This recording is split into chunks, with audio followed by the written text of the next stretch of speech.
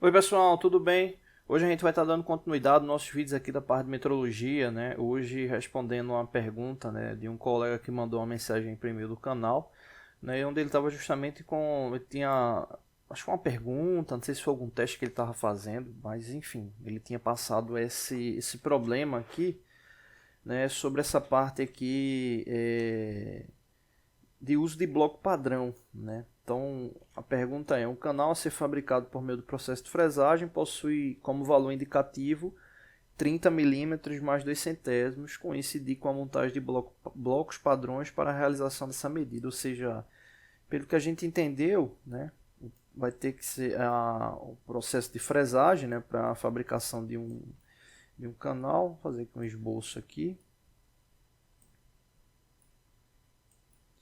Então, vai ter essa fabricação desse canal e o objetivo é justamente indicar um jogo de bloco padrões aí para fazer essa medição, né? Então, nesse caso, essa é uma medição com bloco padrão, é uma medição tipo passa não passa, né? Então, aí o primeiro ponto aí importante aí para essa análise, né? Então, acho que tá bom.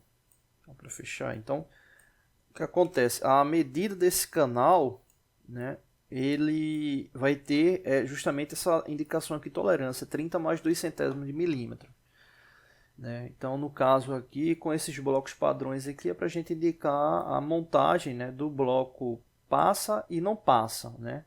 E verificar se é possível. Né? A gente não viu ainda se é possível. Pode ser que não seja possível a montagem com esses blocos aí indicados. Né?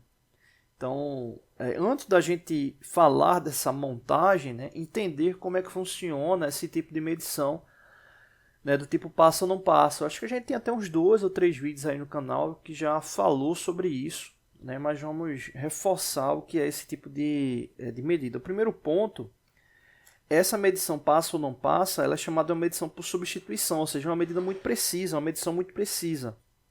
Vamos supor que seja um furo, né, que você vai fazer a medição lá do furo. E aí o que acontece? Você vai utilizar um calibrador que chama, né, normalmente calibrador tampão, que é um calibrador passa ou não passa. Então vamos supor aqui que essa medida ela seja de, vamos colocar aqui 12 mais, eu vou colocar um valor dimensional qualquer. Normalmente essas medidas são tolerâncias de ajuste, né? 12H7, né, coisa do tipo. Então, mas aí no caso eu vou colocar um valor qualquer porque eu não estou lembrado quanto é que equivale aí, exemplo, um 12H7 a nível de tolerância de ajuste, né? Então, vamos colocar um 12 mais 2 milésimos, né? 12 mais 2 milésimos. Então, o que acontece? No calibrador tampão, né, ele vem justamente com 2 elementos padrões na extremidade, né, 2 cilindros padrões. Vamos fazer aqui um esboço aqui do calibrador tampão. Então ele vem com 2 cilindros, né, o qual um representa o passa e outro representa o não passa. Ou seja, para essa medida que ela está correta, justamente você vai ter que o cilindro, né, passa, ele tem que passar pelo furo e o não passa, ele não pode passar. Né? Parece meio óbvio, né, mas esse tipo de medida ele é bem preciso porque ele toma como base os limites dimensionais utilizando o elemento de referência com alto nível de confiabilidade, que esse elemento de referência é justamente esses cilindros do calibrador. Né? Então, você acaba tendo uma excelente tipo de medida, né? Uma excelente medição, né? Utilizando esse elemento, porque você já está conferindo na hora, né? Se o elemento está válido ou não válido. Né? Você não tem tanta incerteza de medição como uma medição direta, né? Ou até uma medição por comparação. Né? Inclusive a gente já falou sobre isso também. Né? Tem até um vídeo mais recente aí, acho que umas 2, 3 semanas atrás a gente fez um novo vídeo falando sobre os tipos de medição. Bom, mas vamos lá. Então vamos supor aqui o seguinte, vamos supor que esse aqui seja o não passa. Né? Esse aqui seja o não passa. Então o que acontece? Se ele é o não passa, significa que ele tem que ter um diâmetro maior do que o do furo. Então, exemplo, se nesse caso aqui, se é 12 mais 2 milésimos, significa que o elemento ele vai poder variar de 12 até 12,002, ou seja, o maior diâmetro possível para ele é 12 milímetros mais 2 milésimos. Então, não passa para ele, por exemplo, poderia ser um diâmetro de 12,003. Então, vou colocar aqui esse valor. Vou diminuir aqui a seta. Então, vou colocar aqui 12,003. Não passa. Ou seja, é um diâmetro maior do que o indicado. Então, significa o seguinte, se esse não passa, passar, o furo ele está com um diâmetro maior. Né? Então, você já sabe aí que o diâmetro está maior do que o indicado. E o passa, né? O passa, ele justamente ele vai vir aqui com um diâmetro compatível com o valor ali indicado. Né? Então, vou colocar aqui desse lado aqui, mais para baixo aqui. Vou colocar aqui o passa. Exemplo, o passa ele poderia ser um diâmetro de 12 milímetros, 12,01. Vamos considerar aqui 12 milímetros. Né? Tá aqui. Vou colocar aqui em cima mesmo. Passa como 12 milímetros. Ou seja, se essa peça aqui é interessante, por quê? Veja que o menor valor dela é 12. O menor valor dela é 12. E o maior é 12,002. Então, colocando esse valor como passa aqui, de 12 milímetros, significa o seguinte. Se por acaso essa peça, né, vamos supor que a medida final dela tenha sido 12,001. É a medida dela precisa. Se o cilindro passa, ele tiver 12 milímetros, né, que é o correto, né, para esse tipo de medição, se ele tiver 12 milímetros, o que é que acontece? Ele vai passar. Né? Ele vai passar porque a medida real da peça é 12,001. Então ele vai passar tranquilamente. Né? Beleza.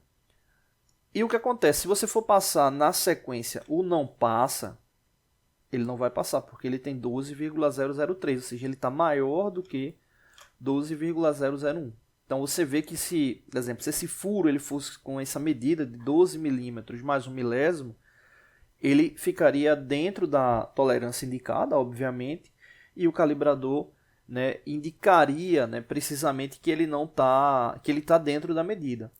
Aí vem até uma pergunta uma vez que um estudante falou, ele fez, mas a gente não tem como saber a medida precisa do furo. E é verdade, né? Quando você utiliza esse tipo de medição, você não consegue saber qual é o valor real. E aí foi justamente o que a gente questionou. Quando a gente, mesmo a gente não sabendo qual é a medida real, mas a gente tem uma confiabilidade muito grande que ela está dentro da tolerância. Né? Então isso aí é muito importante. É muito melhor do que, exemplo, você pegar um paquímetro, medir lá o elemento, né, e ter um valor real lá na hora, né, um valor ali indicado, mas você sabe que a confiabilidade do instrumento não é tão alta. Né? Então você pode estar medindo ali com o paquímetro, ter aquela informação, né, que tem uma série de possibilidades ali de incertezas, vai para um controle de qualidade mais preciso e aquela medida acaba não sendo aprovada. Né? É indicado que realmente o elemento fabricado estava com a falha. Né? Então existe muito essa... não vou chamar de mito, né? Mas eu acho que o termo correto seria ficou muito popular, né, as medições diretas por causa de seu custo, por causa da sua facilidade.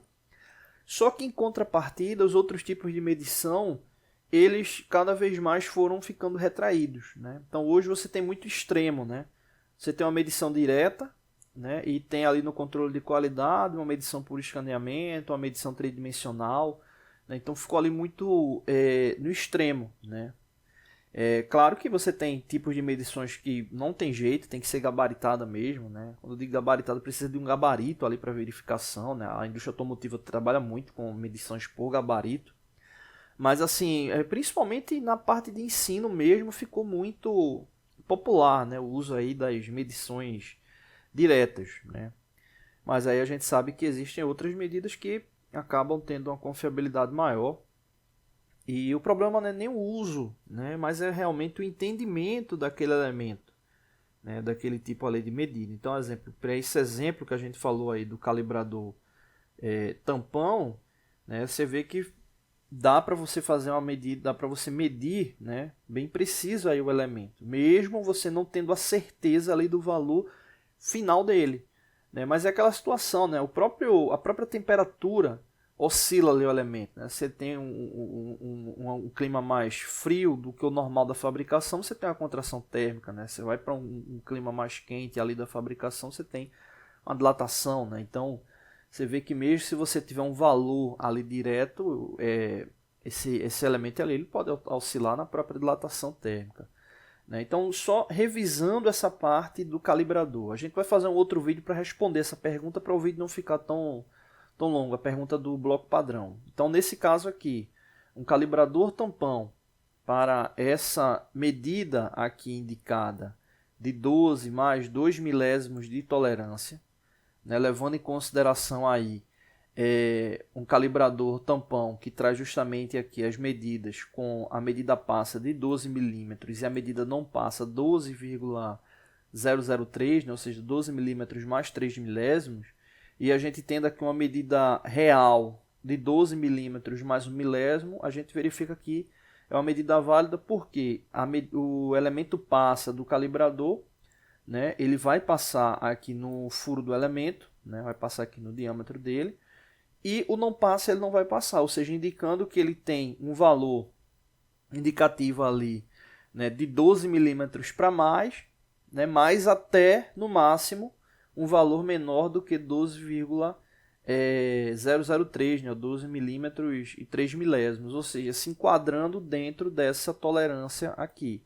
Só para fechar, né, o que é que pode ocorrer com esse furo aqui, né? Vamos supor o seguinte, vamos supor que a medida dele seja 11,99, ou seja, um valor menor do que o indicado na tolerância. A gente está supondo que esse aqui seja o valor real dela, né? Então, o que acontece? Se você for utilizar esse calibrador tampão, quando você for passar o elemento passa, que é o com 12 milímetros, ele já não vai passar, porque ele é maior do que o de 11,99. Consequentemente, se você for passar ou não passa, ele também não vai passar, porque ele já é um pouco maior ainda, né? Então, se o que deveria passar não passar, é porque o diâmetro do furo está menor do que o indicado, né? Agora, exemplo, vamos supor o seguinte, vamos supor que o valor ele seja 12,005. O que é que vai acontecer? Quando você passar o diâmetro do elemento passa, que nesse caso aqui ele está igual a 12 milímetros, o que é que vai acontecer? Ele vai passar normalmente. Beleza? Só que quando você for passar o não passa, que não deveria passar, ele também vai passar. Ou seja, indicando que o furo ali está maior. Beleza? Bom, então com isso explicado, né, a gente vai para o próximo vídeo, que vai ser justamente para responder aí a pergunta do colega. Tá bom? Não deixe de se inscrever no canal, toda semana tem vídeos novos. Valeu!